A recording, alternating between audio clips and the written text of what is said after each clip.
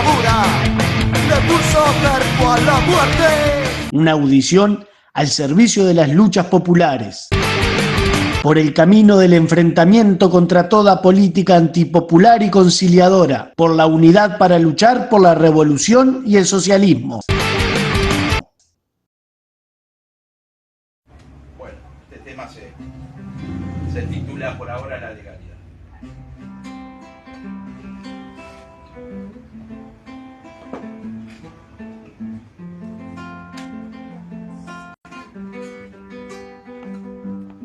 Con la legalidad burguesa no hay que perder la cabeza, voto más o voto menos, no vale ni un compañero. Lo que se escruta es creencia y a la urna eso le rezan.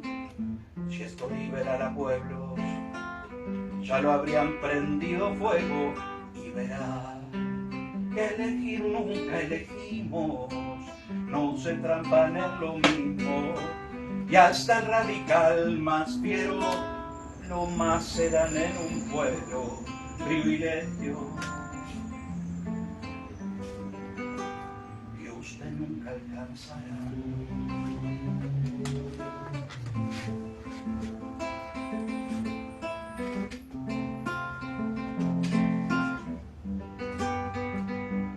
Que la legalidad burguesa nunca se siente en su mesa discutir con un hermano por elegir un gusano. El burgués sabe al dedillo que no debe usar anillo. Y llave ni cerradura, llaman una dictadura, siempre habrá. Porque esta clase ha sufrido y no tiene permitido regalarle a usted la ilegalidad. Ah, la la la la la la la. Y dice, voto más o voto menos, no vale ni un compañero, no, no, no, no vale ni un compañero, no se arrastre más por un voto nuevo. Voto más o voto menos, no vale ni un compañero, que la legalidad burguesa nunca se siente en su mesa. La, la, la, la, la, la,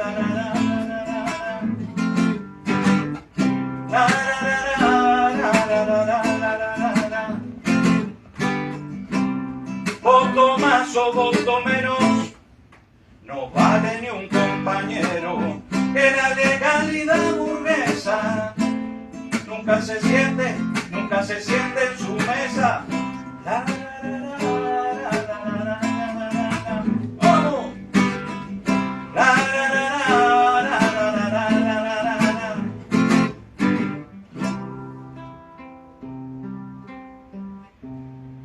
Con la legalidad burguesa no hay que perder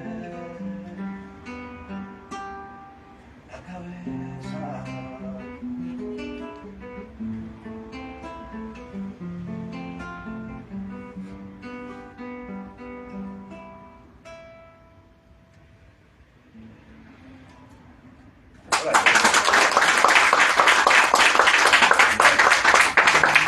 Una más y largamos el bingo.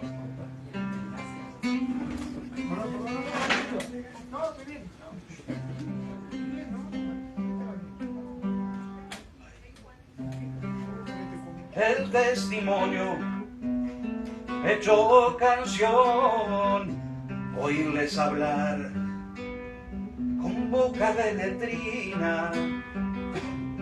La noche es cruel y no termina.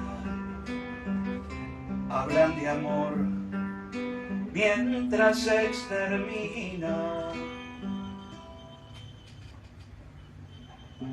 Todas las noches me voy a dormir con el que me abusa, lo vago a doctrina. Todas las noches me hicieron dormir creyéndome que acá nunca pasaría. Bajo el mismo planeta, mientras una madre reza, hoy se fabrican niños en manos proxenetas. Dormir de ojos abiertos, exilio de colmena, porque aprendí a sangrar en heridas ajenas. Todas las noches me voy a dormir con el que me abusa, roba doctrina. Todas las noches me hicieron dormir, creyéndome que acá nunca pasaría. El testimonio que he hecho canción, oírles hablar con boca de letrina.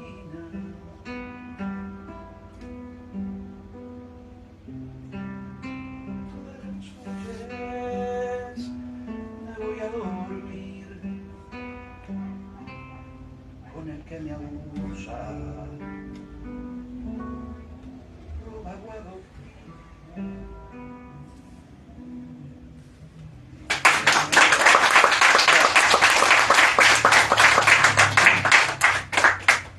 Bueno, compas, buenas noches, bienvenidos, muchas gracias por venir a la actividad. Vamos a compartir con ustedes esta actividad donde vamos a conmemorar el aniversario de dos hechos que marcan siempre el octubre. Uno es la caída de Che Guevara y el otro un nuevo aniversario de la Revolución Rusa. En ese sentido, Fernando va a intervenir haciendo una presentación acerca de esos dos eventos históricos. Y a continuación vamos a hablar de la coyuntura, porque este octubre también trae el fenómeno electoral, un proceso que ya tiene acaparada la atención política en todo el país. Y bueno, nos vamos a referir a eso, a la posición del MRO, que la venimos sosteniendo, ¿no?, claramente en varias instancias. Y bueno, la vamos a hacer explícita una vez más, ahora en este octubre. Y finalmente, bueno, abrimos al intercambio con los compañeros que deseen debatir, compartir, polemizar en alguno de los puntos. Así que, Fernando, arrancamos.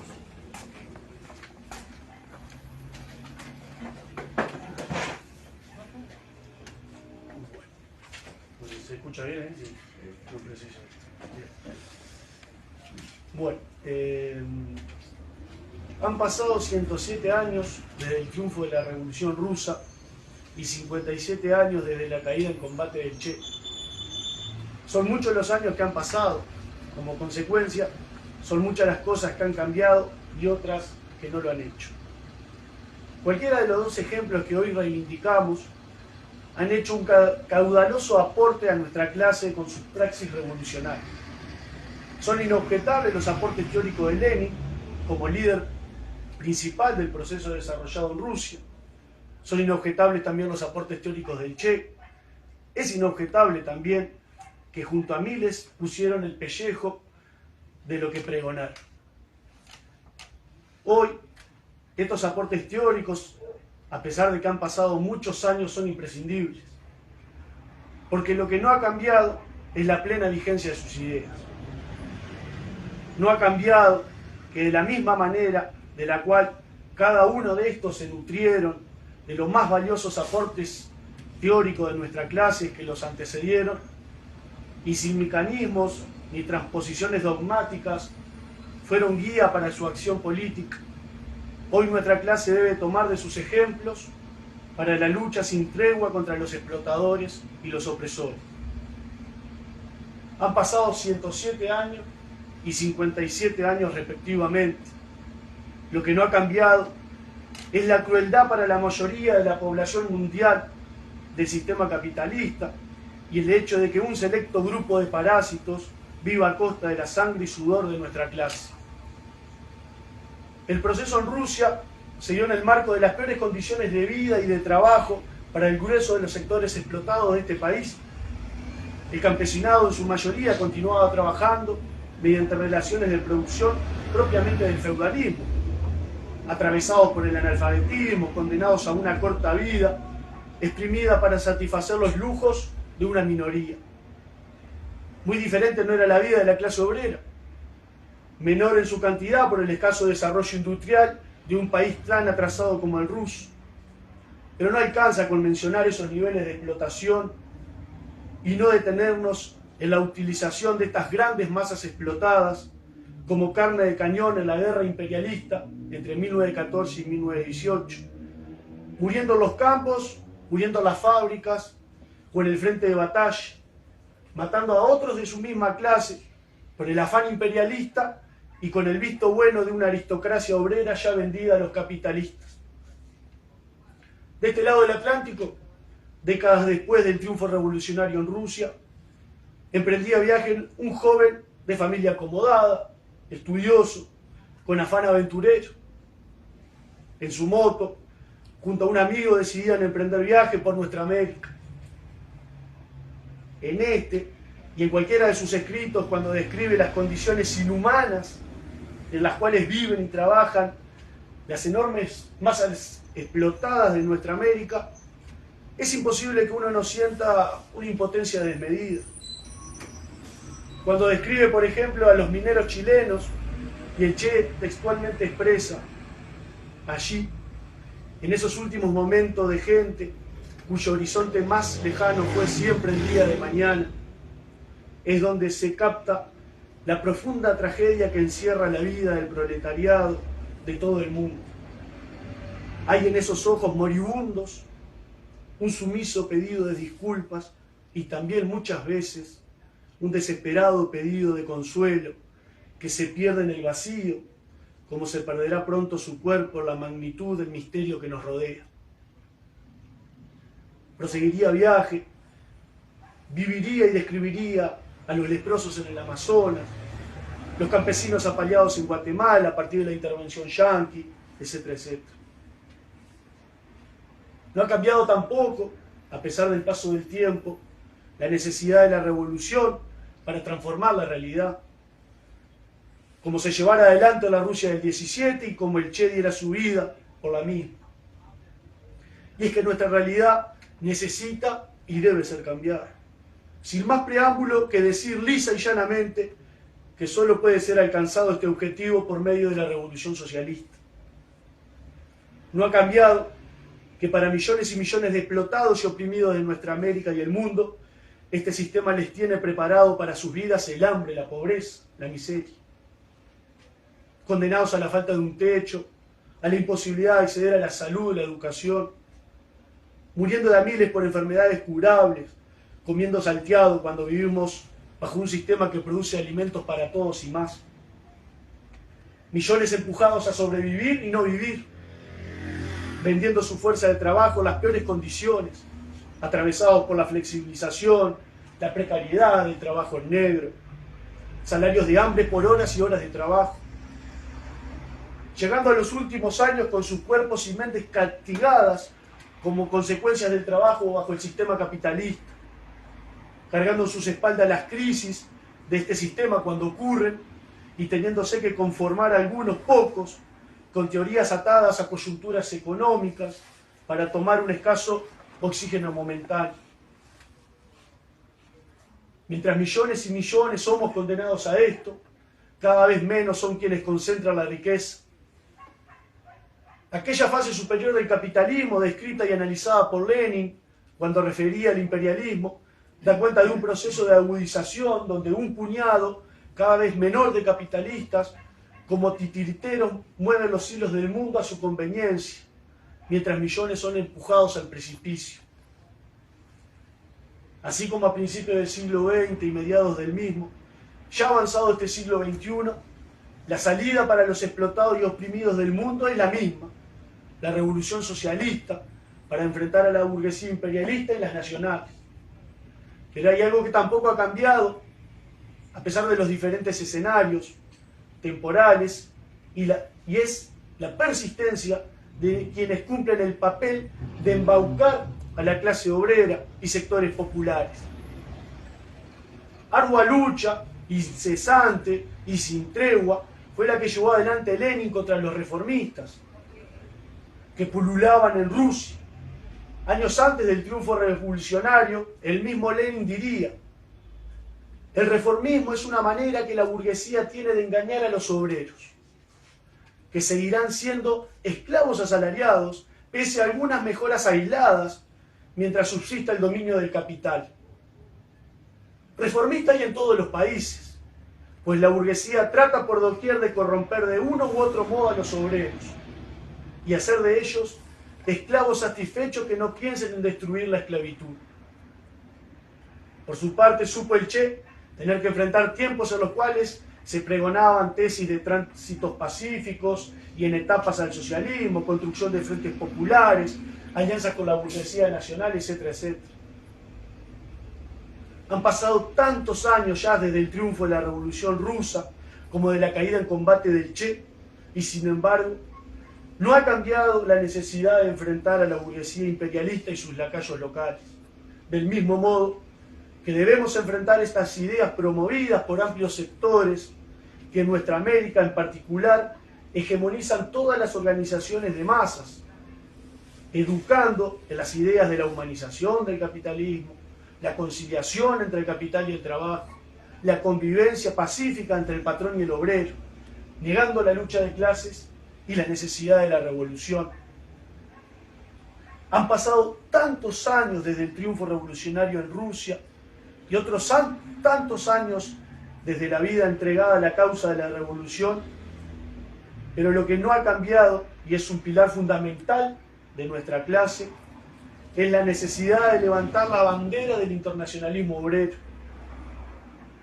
Sabían las y los revolucionarios rusos de la necesidad de expandir el proceso revolucionario más allá de la frontera de aquel extenso país. Innegable es el impacto de dicha revolución en las insurrecciones europeas de 1918 y 19, lo cual alentaba en Moscú la esperanza de extender la revolución del proletariado mundial, con el énfasis puesto en el proceso que se podía llevar adelante en Alemania, pero conscientes de que la revolución proletaria debía derribar barreras impuestas por el nacionalismo burgués y embarcar a toda la clase obrera en aquella lucha.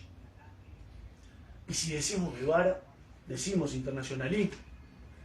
El proceso cubano lo encierra en un nacionalismo de liberación que lo hace tomar fuerzas para un maduro y firme internacionalismo. Mientras viaja representando a la revolución cubana y se va conociendo el mundo, es cauteloso.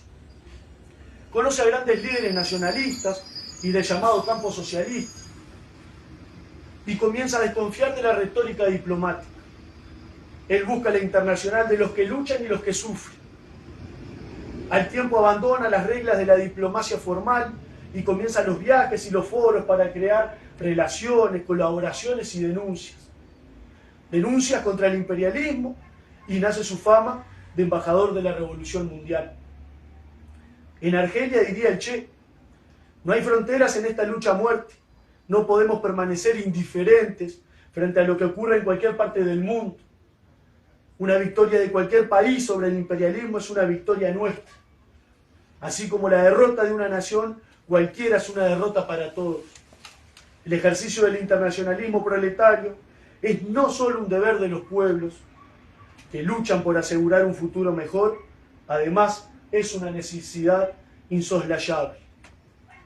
O sus críticas a aquellos que contemplaban desde la lejanía lo que sucedía en Vietnam, no solo agitando la necesidad de crear varios Vietnam, sino manifestando que no se trata de desear éxitos al agredido, sino de correr su misma suerte, acompañarlo a la muerte o a la victoria. Argentino de origen, conocedor de nuestra América, presente en el derrocamiento de Arbenz, supo ganarse la confianza de los cubanos. Luchador en el Congo, murió en Bolivia. Qué mejor ejemplo de hacer lo que se dice. Han pasado muchos años y sin embargo, el internacionalismo obrero es un principio de nuestra clase, que ha cambiado la coyuntura, que la correlación de fuerzas, que el reflujo de las masas, que el retroceso ideológico de nuestra clase, sin duda son factores que inciden en nuestra acción política a diario. Igualmente, En estas condiciones persisten ejemplos de lucha de compañeras y compañeros de nuestra América y el mundo que sufren las consecuencias de enfrentar a la burguesía imperialista y con la complicidad de sus lacayos nacionales. Compañeros y compañeras de nuestra América y el mundo que continúan pagando con sus vidas la lucha por la liberación de nuestros pueblos, de sacarse de arriba la bota explotadora y opresora. Impulsar nuestra solidaridad con aquellos y aquellas y trabajar para impulsar aquellas luchas en nuestra tierra, sin duda es una tarea que nos surge. En el ADN de esta organización está el internacionalismo proletario y la necesidad de impulsar la lucha aquí y allá, desde la participación en el plan del Che, con compañeros entrenados en Cuba para integrarse a la guerrilla del Che en Bolivia, hasta los esfuerzos actuales en torno a la coordinadora guevarista internacionalista. Han pasado 107 años y 57 años respectivamente, y para los explotados y oprimidos del mundo, la tarea continúa siendo la lucha por conquistar el poder político. Todo el poder a los soviets se manifestaba en Rusia, del mismo modo que el Che expresaba: el poder es el objetivo estratégico sine qua non de las fuerzas revolucionarias y todo debe estar supeditado a esta gran consigna.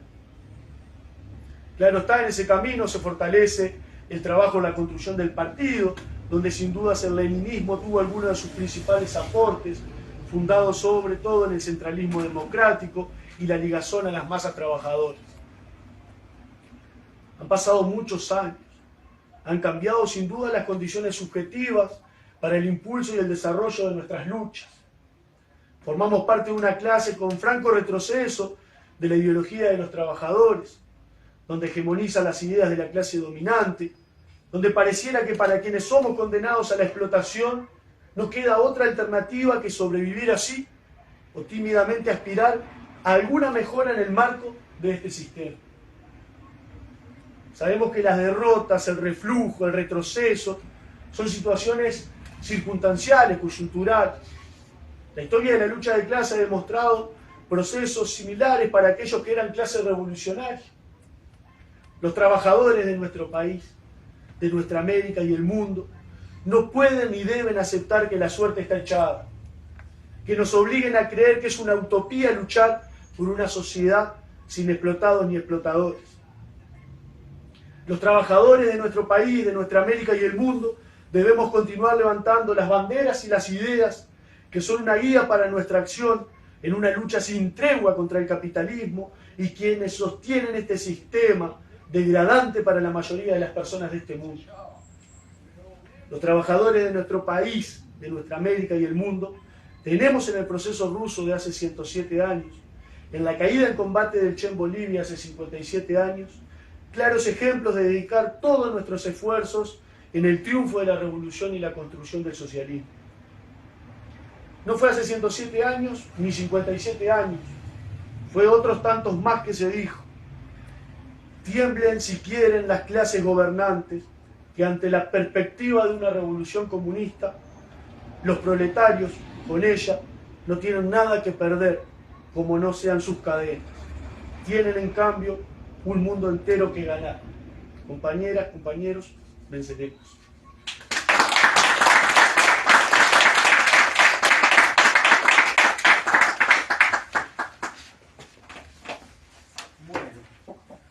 Bueno.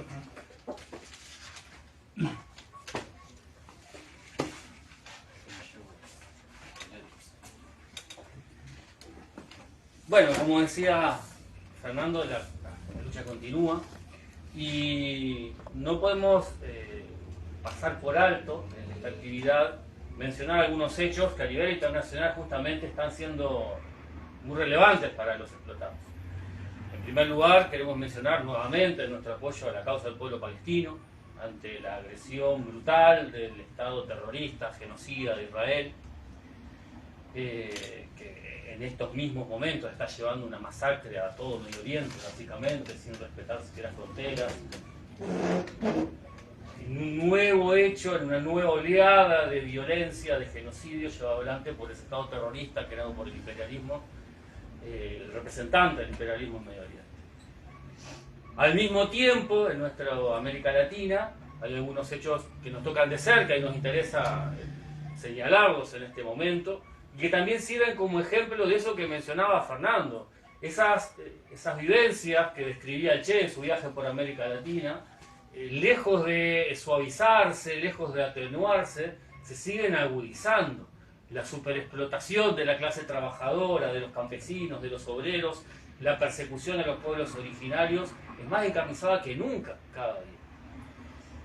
En el caso particular del pueblo paraguayo, un pueblo sometido a todo tipo de atrocidades por parte de su propio Estado, defendiendo intereses de las multinacionales desde hace décadas, y en particular el ensañamiento con un sector político que es el EPP, y en particular con una familia que es la familia Villalba, donde algunos de sus integrantes pertenecen a esa organización política, pero por supuesto el Estado terrorista Paraguay, el Estado burgués, no distingue entre aquellos que son combatientes, aquellos que son familiares, aquellos que son adultos, aquellos que son niños. Hace tiempo que venimos participando en la campaña, eran niñas reclamando ante el asesinato brutal de 2 niñas por parte de las fuerzas del aparato represivo del Estado de Paraguay. Y hace unos pocos días, 3 de octubre, el Estado argentino, cómplice por supuesto del Estado paraguayo, revocó el carácter de refugiados políticos a la familia Villalba, un carácter que se les había concedido hace poco tiempo y que les generaba por lo menos la posibilidad de asentarse en un lugar. Eso ahora ha sido revocado por el Estado argentino, lo cual constituye un nuevo golpe para esta familia que es un ejemplo de lo que es la brutalidad del Estado burgués, en este caso el Estado paraguayo. También no queríamos dejar pasar la oportunidad de continuar reclamando la libertad de los compañeros presos en Ecuador, los compañeros del movimiento guevarista Tierra y Libertad, que siguen presos por luchar, siguen presos por manifestarse, por expresarse políticamente en contra de las atrocidades del sistema burgués, del Estado burgués, y en ese sentido extendemos nuevamente el reclamo de la libertad inmediata de estos compañeros, así como la de todos. En ellos representamos a todos los presos políticos de nuestra América y del mundo, perseguidos por luchar, por defender los intereses de los explotados. Bueno, en ese contexto, en nuestro país, parece que vivimos en otro mundo, en determinado sentido. La lucha de clases se expresa casi exclusivamente en estos momentos en el terreno electoral, no por una casualidad, sino por acción política consciente de diferentes sectores. Y cuando nosotros desde el MRO abordamos la coyuntura, o cualquier coyuntura, la abordamos siempre con lo que planteaba Fernando, o sea, con la idea, con la caracterización de la lucha de clases, de la guerra entre la clase trabajadora y la burguesía. Guerra en la cual estamos en desarrollo y la cual aspiramos a pasar a la posibilidad de que los trabajadores comiencen a desarrollar fuerza, comiencen a ser capaces de enfrentar de otras maneras a la burguesía. En ese sentido es que miramos la realidad. Y bueno, en particular, en ese sentido es que miramos la realidad política actual de nuestro país. Realidad política actual marcada, como todos sabemos, por las elecciones. En pocos días, nuestro pueblo va a elegir qué 99 personas van a estar en la Cámara de Diputados, acá a 200 metros, quiénes van a ser los senadores, quiénes van a ser presidente, vicepresidente. En definitiva, quiénes van a ser los representantes de la burguesía que van a llevar adelante exactamente la misma política que viene llevándose adelante desde hace décadas en este país. Políticas que solo van variando de acuerdo a la coyuntura económica, de acuerdo a los requerimientos del gran capital, pero no de acuerdo a 2 modelos de país, como se quiere plantear, ni nada por el estilo. Nosotros hemos presentado públicamente publicaciones que caracterizan la situación actual, y en ese sentido hemos planteado claramente el hecho de que para nosotros, gane quien gane en las elecciones, sea quien sea el presidente, sea quien sea el que tenga mayoría parlamentaria, quien va a perder va a ser el pueblo y quien va a ganar va a ser la burguesía. Porque cualquiera de los 2 grandes bloques que se disputan el poder administrar el Estado burgués representan el mismo programa. De hecho, un programa que ni siquiera se discute, ¿no? Y eso es el aspecto más relevante, nos parece, acerca de esta situación política. No hay una discusión programática en la campaña electoral. Acá en la campaña electoral lo que se discute es el spot de Ojeda en el gimnasio, lo que se discute es lo que dijo Orsi en Argentina, lo que pasa con Ripoll, etcétera, etcétera. Anécdotas, detalles, cuestiones absolutamente secundarias. Las cuestiones esenciales de la política no están en discusión. De hecho, en una de nuestras publicaciones nos resultó bastante fácil caracterizar el por qué nosotros decimos que Frente Amplio representa exactamente el mismo planteo que representa la coalición de gobierno. Nos bastaba citar a sus representantes, lo que ellos dicen, ¿no? Hace unas pocas semanas, Constanza Morera, cuando todavía no se había definido quién iba a ser el ministro de Economía de Frente Amplio, en realidad fue pocas horas antes de que se definiera, decía que Odone, si gana el Frente Amplio va a ser el ministro de Economía, lo caracterizaba como un representante del gran empresariado, textualmente. Bueno, si la número 2 de la lista del Senado, por la lista 1001, Partido Comunista, ese Partido Comunista que según algunos sectores de la izquierda, está a la izquierda, está del lado de los trabajadores porque apoya el plebiscito, si la representante número 2 de esa lista del Senado dice que el que va a ser su ministro de Economía es un representante del gran empresariado, hay poco para empezar a discutir acá, ¿no? Y sin embargo parecería que es necesario una y otra vez volver a aclarar por qué nosotros decimos que sea quien gane, la política va a ser exactamente la misma. No está en discusión, y por eso justamente es que señalamos que hay total acuerdo, cuál va a ser la política económica del próximo gobierno. El próximo gobierno va a mantener los subsidios al gran capital, va a mantener los tratados de protección de inversiones, va a mantener la total libertad para la circulación de capital de las multinacionales, va a garantizar de todas las maneras posibles el pago de la deuda externa, va a garantizar el dominio de los monopolios sobre el mercado del país. Acá el Partido Nacional, en uno de los pocos temas de economía que se tiraron en la campaña, hablaba después de 5 años de gobierno de que hay un tema de carestía en el país, que Uruguay es un país caro. En realidad eso saltó porque hubo un informe periodístico a nivel internacional que hablaba de que Uruguay es el país más caro de América Latina. Y la propuesta es, bueno, más libertad de mercado, más competencia. El pequeño detalle que se salta es que todos los gobiernos saben que acá en el Uruguay lo que existe ante la estructura de nuestro país, donde no producimos, porque no tenemos el desarrollo industrial mínimo para producir lo que se consume, dependemos de las importaciones para el consumo básico elemental, y esas importaciones están en manos de un monopolio. Y ese monopolio, protegido por todos los estados, te pone sobreprecios de 5.000, 3.000, 20.000%, lo que se le antoje, porque es un monopolio que no tiene control de ningún tipo. Eso no se dice en la campaña y eso obviamente nadie lo va a tocar. Todos los candidatos, todos los sectores políticos están sostenidos financieramente en las campañas por sectores de la gran burguesía. Todos ellos van a representar esos intereses cuando accedan al gobierno. En el programa de gobierno, sea cual sea el que vaya a ganar, no va a estar incluida una política de control de precios, una política que asegure que los trabajadores podamos acceder a los elementos más básicos. Por supuesto que no. Se va a seguir manteniendo esta política de asegurarle a un gran monopolio privado las ganancias que se le ocurra mantener. Eso va a estar en el próximo programa de gobierno, gane quien gane. Como decíamos, el pago de la deuda externa. Como decíamos, el hecho de que todo el gasto del Estado se sustenta en la recaudación que se hace del impuesto de los trabajadores.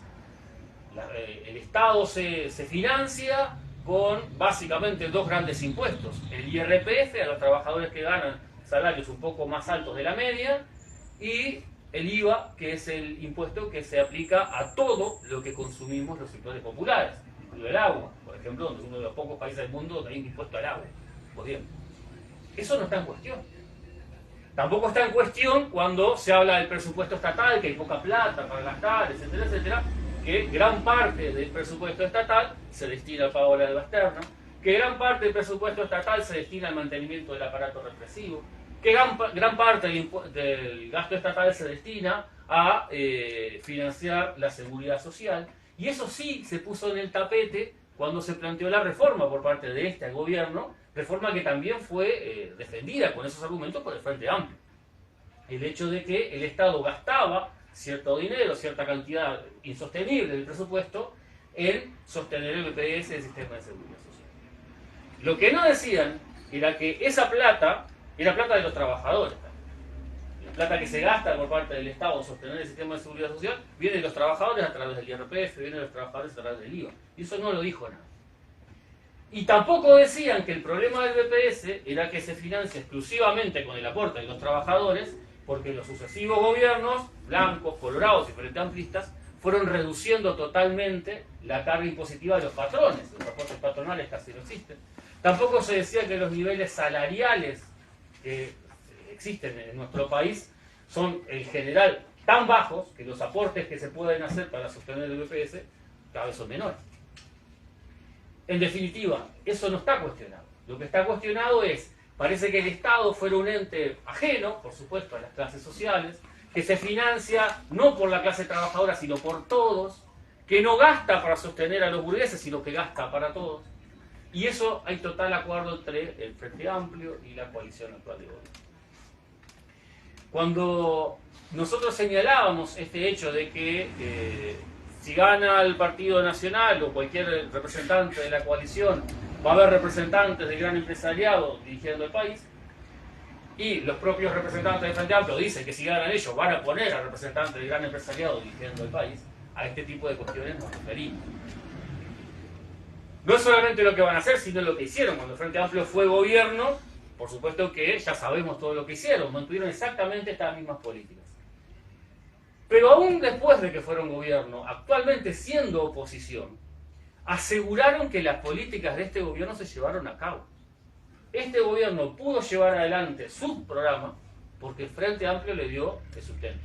Y no lo decimos nosotros, de vuelta lo podemos citar a ellos mismos.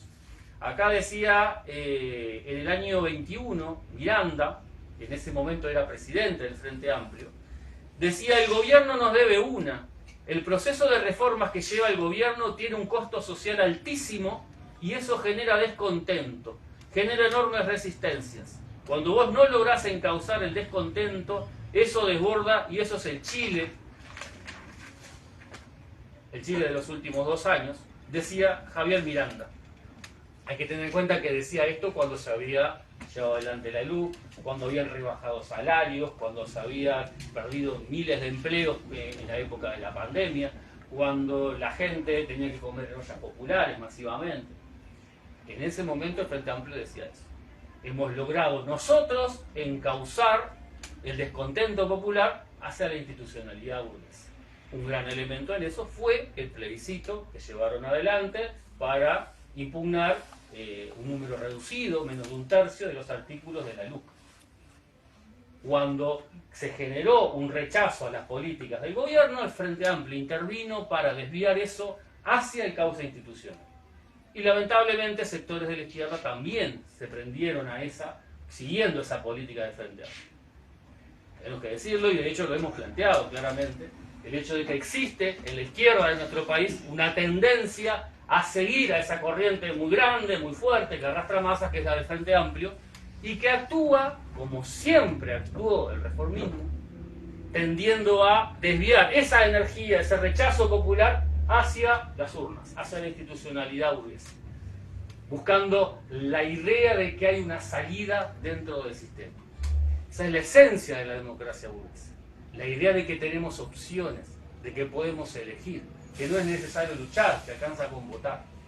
Una y otra vez se educa sistemáticamente a la clase trabajadora de este país en eso. No es algo nuevo, viene desde hace décadas y el Frente Amplio es el principal responsable en este aspecto, porque ha sido el representante, el heredero histórico de organizaciones que plantearon en su momento hasta métodos de lucha armada, como el MLN en su momento, y que terminaron planteando que la clase obrera lo que debe hacer es elegir a tal o cual representante, elegir determinada opción en tal o cual votación, y con eso alcanza. Eso es lo que se puede hacer. Como decíamos, lamentablemente hay sectores de la izquierda que se terminan prendiendo. Pero no quedó ahí, porque uno de los caballitos de batalla, y fíjense que ahora ya no, ahora se ha bajado la intensidad en eso, pero hasta hace unos meses, uno de los caballitos de batalla más grandes del Frente Amplio en la crítica del gobierno era la corrupción. Todo gobierno, el Estado burgués es corrupto. Los tratos directos entre los funcionarios y la gran burguesía es algo inherente al Estado burgués. No existe un gobierno que no sea corrupto en el Estado burgués. Es una manera de funcionamiento que tiene ese Estado. Obviamente, cuando uno es oposición, un partido es oposición, acusa al partido que es gobierno de actos de corrupción y después cuando cambian los roles, vuelve a pasar eso. Hubo casos notorios, ¿no? El caso Marcet, por ejemplo, el narco al cual se le dio un pasaporte, todo lo que pasó, diferentes casos de corrupción gruesos que hubo en el marco de este gobierno. Y en ese momento, el año pasado, el actual presidente del Frente Amplio, Fernando Pereira, ¿no? Conocido burócrata sindical, que hizo la escala completa, pasó por presidente de Federación, presidente del FIT-CNT, de hecho creó el cargo de presidente del FIT-CNT para ocuparlo, y pasó de ahí a ser presidente del Frente Amplio. Y decía el año pasado, si la oposición fuera la Argentina, el presidente estaba en la cuerda floja, igual que en Brasil. Acá hay institucionalidad adecuada, acá hay instituciones democráticas funcionando, no hay explosiones sociales porque hay oposición seria, responsable y contundente, capaz de dar esperanza a una parte importante de la sociedad. Esto estaba pasando, como decíamos, el caso Astesiano, el caso Marcet, y el Frente Amplio nuevamente decía, estamos sosteniendo a la calle Pou. Porque si acá hubiera una oposición que no fuera seria, responsable, que se preocupara de evitar estallidos sociales y de que no cuidara la institucionalidad, el gobierno estaba en la cuerda floja. Esta misma gente es la que hoy viene a decir, elíjanos a nosotros porque este es un mal gobierno. Son ellos los responsables de haberlo sostenido. Y podemos seguir enumerando todas las que hicieron. Por ejemplo, en plena pandemia, cuando el gobierno decide cuidar el gran capital y hacer que todo el gasto de lo que iba a pasar se cayera sobre los trabajadores nuevamente, aprovechando para hacer un enorme ajuste sobre la clase trabajadora, flexibilización laboral, rebajas salariales. En tiempo récord, la burocracia sindical frente amplista, Abdala, el mismo que hoy aplaude en algunos sectores de izquierda porque hace discursos por el sí, firma en tiempo récord, aplaudido por el propio ministro Mieres, firma la rebaja salarial para casi 700.000 trabajadores privados. Al otro año, la burocracia sindical de los sindicatos del Estado le firman a este gobierno, al cual calificaban de fascista, neofascista y no sé qué más, la paz social hasta el fin del mandato. Le garantizaron por casi 3 años que no iba a haber movilizaciones ni lucha por salario durante 3 años a este gobierno. Cuando se retira Salinas, ministro de Salud, de Cabildo Abierto, la burocracia sindical del Partido Comunista, de la FUS, le dice, en tono de broma, en la fiesta a la cual por supuesto fueron invitados, que fácil te la hicimos, ¿no? A esos que después dicen en las asambleas sindicales, son unos fascistas y el Frente Amplio para frenar el fascismo. Se le hicieron re fácil, dicen ellos. Podemos seguir toda la noche nombrando las que se mandó el Frente Amplio en todo este periodo, mientras fue gobierno, como oposición, no hay ninguna perspectiva ahí para la clase trabajadora. Es más de lo mismo de lo que ya conocen. Nada puede venir ahí, ninguna esperanza hay para la clase trabajadora en octubre. No va a haber ningún triunfo popular, ningún triunfo de la gente en octubre. Hay un triunfo de la burguesía por el hecho mismo de que se realicen las elecciones, de que las grandes masas populares tengan como única opción política en este momento elegir entre la calle Pou, entre el sucesor de la calle Pou, o sea, Delgado, y Orsi. Mencionamos al pasar varias veces lo que para nosotros es el papel actual de la izquierda en las elecciones. Lo que se ofrece como alternativa, bueno, capaz que alguien quiere votar, pero no quiere votar al frente y quiere dar un voto a la izquierda pensando que a partir de ahí se puede conseguir algo. En primer lugar, nuestra organización, históricamente ha reivindicado el principio de que todas las formas de lucha son válidas. Hay que determinar en qué momento concreto tal o cual es la más conveniente para impulsar el desarrollo de la lucha de clases. Como decíamos al principio, el objetivo es avanzar la capacidad de lucha de la clase trabajadora para enfrentar a la burguesía. Clarificar las cosas, clarificar programas, clarificar problemas, delinear quién está de este lado y quién está del otro lado, quién le hace los mandados a la burguesía en el movimiento obrero. En ese sentido, entendemos que la participación en un espacio electoral debería apuntar hacia ahí. Y hay ejemplos de toda la historia del movimiento obrero donde ha habido organizaciones que han participado en actos electorales, que hasta han llegado a tener diputados, etc., pero siempre desde la denuncia al sistema. Eso no está presente. El miedo a perder votos, o mejor dicho, la esperanza de ganar un carguito, de llegar a tener una banca, la posibilidad ahí medio difusa de llegar a tener la banca, hace que se rebaje el planteo, se rebaje la denuncia, se rebaje el programa, que se busque lo fácil, el planteo que me permita llegar a la base frente amplista para obtener algunos votitos más. Y en ese sentido se pierde la razón de participar justamente, si puede haber alguna razón de participar en ese proceso. Porque se deja de lado la denuncia del proceso democrático burgués mismo. No podemos cansarnos de repetirlo. La democracia burguesa es parte del sistema de dominación de la burguesía. No es un elemento donde el pueblo se pueda expresar y donde el pueblo pueda avanzar. Es un proceso donde se reafirma la dominación de la burguesía. Participar en una campaña electoral debería tener como eje eso. Y al mismo tiempo fortalecer la capacidad organizativa, las capacidades ideológicas, la conciencia de la clase trabajadora. Creemos que desde la izquierda no se está, los sectores que se reivindican de izquierda que están participando, no se está avanzando en ese sentido. Y también podemos citar algunos aspectos.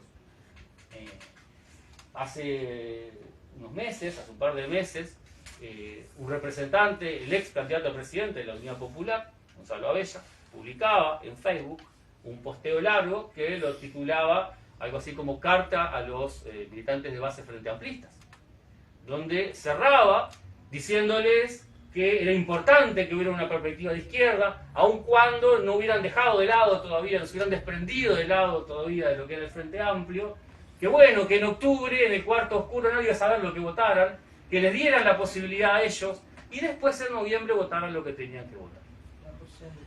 Es decir, el pedido por favor a la base frente amplista que le tiren un votito para poder llegar a un cargo en el Parlamento, aun cuando después no importa, voten a quien quieran, hagan lo que quieran. Si eso es un planteo que hace avanzar la conciencia de la clase, no lo entendemos realmente. Hay otros sectores que se han enfrascado como norte exclusivo en el plebiscito por la reforma de la seguridad social. Y eso es un aspecto al que también nos hemos referido ampliamente, hemos marcado claramente nuestra posición. Desde que se lanzó la recolección de firmas, nosotros no acompañamos ese proceso. Fuimos muy claros desde el principio. Para empezar, porque entendíamos que ese proceso no era intentar voltear la reforma jubilatoria. La reforma jubilatoria que hizo este gobierno ya está firme, ya lo hicieron. Y justamente la posibilidad de enfrentarla, de generar una resistencia a esa reforma, fue desviada hacia la institucionalidad burguesa con el recurso nuevamente de juntar firmas para un plebiscito. Básicamente, cuando dentro de 4 o 5 años se empieza a escribir la historia de este periodo de gobierno del Partido Nacional, de la calle Pou, y se pregunte, bueno, ¿qué hizo la clase obrera? ¿Cuál fue la resistencia que hizo la clase obrera a la calle Pou? Juntar firmas para 2 plebiscitos. Básicamente a eso se orientó la acción política de las organizaciones de la izquierda, de las organizaciones de la clase en este periodo. Creemos que no es por ahí. Como decíamos, para empezar, porque no enfrentaba, no planteaba una alternativa y voltear la reforma jubilatoria. Es falso que se vaya a voltear la reforma jubilatoria, porque tiene un montón de ítems y sobre todo la esencia de la reforma jubilatoria es el hecho de que el sistema jubilatorio lo bancamos los trabajadores y los patrones no aportan nada. Y eso no se toca. Esa es la esencia del sistema, que aparte, desde un punto de vista de hacer avanzar la conciencia de la clase, si uno quiere cuestionar eso, es justamente ahí, donde la clase debe entender, debe visualizar el hecho de que el Estado descarga sobre nosotros todo el peso para favorecer a los patrones. qué mejor ejemplo para que los trabajadores visualicemos ese hecho, el Estado como herramienta de dominación de una clase sobre otra, que centrarse en eso. O bien, se eligió otro camino, el camino de conseguir los votos posibles. No podemos dejar de lado el hecho de que la redacción final de la papeleta para el plebiscito se hace en el ICNT, se hace en una comisión integrada por todas las corrientes. No podemos dejar de lado el hecho de que la cara visible de todo este proceso es Abdala, es el Partido Comunista, es la burocracia sindical que ha traicionado a los obreros durante décadas. Y nosotros estamos levantando eso. ¿En qué apoya, en qué ayuda al desarrollo de la conciencia de la clase trabajadora ese hecho? Cuando justamente en un periodo de auge democrático burgués, donde se plantea el tema del respeto a la institucionalidad, donde somos todos uruguayos, todo lo mismo, acá somos diferentes, no pasan cosas como en otros países, que hay grietas y que hay confrontaciones, acá es todo civilizado. Justamente en ese panorama, nos parece que lo más importante es dividir claramente las aguas. Marcar claramente quiénes son los que están haciéndole los mandados a la burguesía y al imperialismo dentro del movimiento obrero. El rol de la burocracia sindical. Hace un año que la izquierda no habla de la burocracia sindical, parece que desapareció. Ahora estamos todos juntos, los que juntamos firmas y los que no. Por otro lado. No creemos que sea por ahí, creemos que justamente es importantísimo en esta etapa marcar el rol de esa burocracia sindical, y no solamente el rol de esa burocracia como aparato o como personas incluso, sino como la concepción que llevan adelante el movimiento obrero, la concepción de funcionamiento sindical, la concepción de lo que es una organización social, esa concepción verticalista, de delegar en otro que resuelva, el sindicalista como gestor, el sindicato como algo ajeno al trabajador, que aparece cuando tengo un problema y me hace la gestión para resolverlo. Ese es el modelo sindical que campea por todos lados y que genera descreimiento y que genera a veces rechazo de los propios trabajadores de base. Creemos que justamente es fundamental combatir esa imagen, combatir ese hecho. No somos todos lo mismo, no estamos todos con Abdala. Y eso es fundamental para nosotros. En ese sentido, nosotros reafirmamos el hecho de que lo hemos desarrollado ampliamente en varias instancias, no acompañamos el plebiscito. En primer lugar, porque no hace avanzar la conciencia de clase, creemos que no hace avanzar las posiciones del clasismo en el movimiento obrero, creemos que refuerza las posiciones de la burocracia, creemos que ese proceso es exactamente igual a lo que pasó con el plebiscito por los 135 artículos de la LUC. Creemos que tampoco soluciona los problemas de las jubilaciones. Creemos que no hace de ninguna manera que los capitalistas tiemblen. Nos parece que decirle eso a la clase trabajadora, que podemos hacer temblar a los capitalistas poniendo un voto, me parece que es abonar a un retroceso más grande todavía de la conciencia de la clase obrera. ¿Cuántos plebiscitos ha ganado el Partido Popular y han sido traicionados como quieran? El del agua, por ejemplo, que Pepe Tabaré Vázquez inmediatamente asumir lo ninguneó. De ninguna manera la burguesía y los grandes bancos tiemblan ante la posibilidad de un triunfo del plebiscito. Por supuesto, están en contra. Eso no quiere decir que esté cuestionado su dominación, ni la ganancia del capitalismo, ni los negocios que hace la banca con el sistema de previsión. Tienen a su gente, tienen a sus representantes del gran empresariado en el Ministerio de Economía, ya sea la BAT, si gana el Partido Nacional, u O'Donnell, si gana el Frente Amplio, para solucionar el problema. De una u otra manera lo van a arreglar. ¿Y saben quién va a pagar las cuentas? Nosotros, los trabajadores. Entonces nosotros creemos que rebajar la campaña electoral exclusivamente a una campaña por el sí, como algunos sectores están planteando, es justamente, nuevamente, negar cualquier sentido que podría tener la participación electoral de una organización de izquierda o que se dice incluso revolucionaria. Para cerrar, nosotros creemos que se hace necesario, una vez más, reivindicar la necesidad de que la clase trabajadora se dote de su propio planteo programático, de sus propios reclamos, que deje de votar o de elegir a aquellos que representan una u otra variante del programa del imperialismo. Hay elementos programáticos que vienen desde hace décadas levantándose por parte de la izquierda y que seguramente habría que discutir, capaz que habría que modificar, darle más contenido, pero que han sido los puntales del planteo de la izquierda histórico en este país, y que siguen teniendo, cuando uno lo repasa, enorme vigencia. Cuando se habla acá del salario, primero, en las elecciones no se habla de salario, pero cuando vemos el tema de la situación salarial en nuestro país, nosotros hace un poco más de un año el PIT-CNT planteaba un informe acerca de las personas que ganan menos de 35.000 pesos en nuestro país. Y se espantaban porque esa cifra había aumentado un 2%. Cuando el Frente Amplio del 2019 era un 33%, creo, de la clase trabajadora que cobraba menos de 35.000 pesos, y con el Partido Nacional subió a 34, 35. Ahora, si uno hace el rastreo y ajusta por inflación y saca las cuentas, esa misma cantidad era la que en la época de Mujica, el año 2010, 2011, se le llamaban los 10.000 pesistas. ¿Se acuerdan de los 10.000 pesistas? Bueno, ajustando por inflación sigue siendo la misma cantidad. Es decir, acá hay una enorme cantidad de la clase trabajadora, la mayoría de los trabajadores de este país, que siguen cobrando sueldos que sencillamente no dan para vivir. Y eso no está planteado por nadie en esta situación de la campaña electoral. El trabajo negro, la precarización laboral, esos temas no están planteados. Bueno, nosotros creemos que el primer punto de un programa, de una plataforma, de un partido de izquierda, un partido que se plantea como revolucionario, tiene que ver con el aumento general de salarios para todos los trabajadores, el salario mínimo igual a la canasta familiar. Después con todo lo que tiene que ver con los servicios sociales que se generan por parte del Estado, que sabemos que son también cuestiones que vienen a constituir lo que se llama el salario indirecto, cuestiones que ha ido conquistando la clase trabajadora y que la sustentamos los propios trabajadores con los impuestos que nosotros pagamos. El tema es que eso generalmente se desvía nuevamente por algún mecanismo, como el Sistema Nacional Integrado de Salud, con el FONASA, a los capitalistas. Pues bien, nosotros seguimos reivindicando, por ejemplo, un sistema estatal, único, gratuito, de salud para todos los trabajadores, con un presupuesto adecuado, lo mismo para la educación, lo mismo para la vivienda popular, todas las necesidades elementales que tiene el pueblo trabajador debemos reclamar que sean atendidas.